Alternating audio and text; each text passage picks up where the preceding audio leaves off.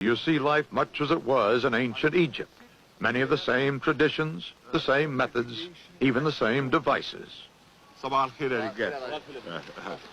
used to sit here as one of those two men, and early at dawn, because we started early. You know, this is called tambour. There is some screw in it, and it brings the water from the canal to the land here. Small canals. It is prepared only for the small canals. How many hours would you sit there on that screw? Every shift is 2 hours.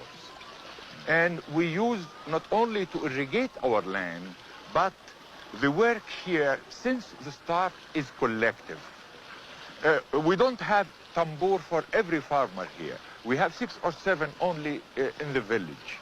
So we make a timetable, and then we start irrigating collectively all our land. Nubian villages up there on the cliffs. The Nubians are one of the 2 basic peoples who formed the population of ancient Egypt and modern Egypt, the others being the lighter-skinned Egyptians. You know, when you look at the fertility of the lower Nile Valley and then the harshness of the land here, one wonders, how have they survived for these thousands of years? You may be amazed to know when we heightened the old dam, some of their villages were flooded, but they wouldn't leave their villages except when they found that they will be flooded. The rest, who are not flooded like these, they stayed here. And then one asks, how can they manage to live on such rocks only? Again, it is nature. No one in my country, Egypt, likes the land like the Nubians here. Do the Nubians, as the people in the lower Nile, do they cling to their ancient customs as well?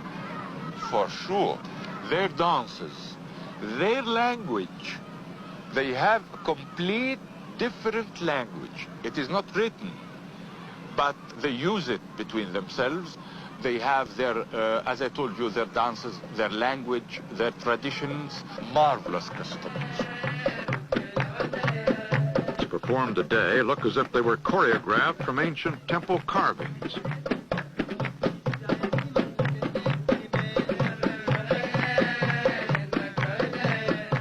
These young dancers have organized a troupe that performs for visitors in Aswan. We accompany them to a special performance in one of the ancestral villages where they continue to live.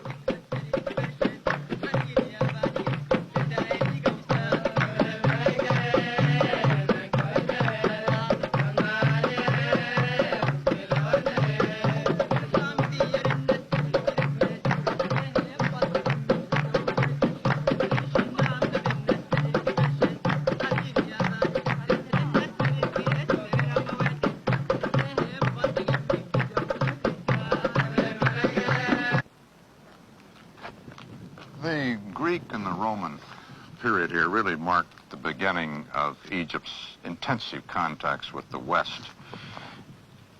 In all of that time, of that intensive contact, who ended up influencing whom the most? Well, it is a tradition we are very proud of. Egypt always absorbs whoever invaded Egypt, and never Egypt was absorbed by anyone. Really, it is a pride of us. Well, as you see, Egypt survived all those, Greeks and Romans, this fine architecture, this fine civilization, this fine monuments shows who survived the other.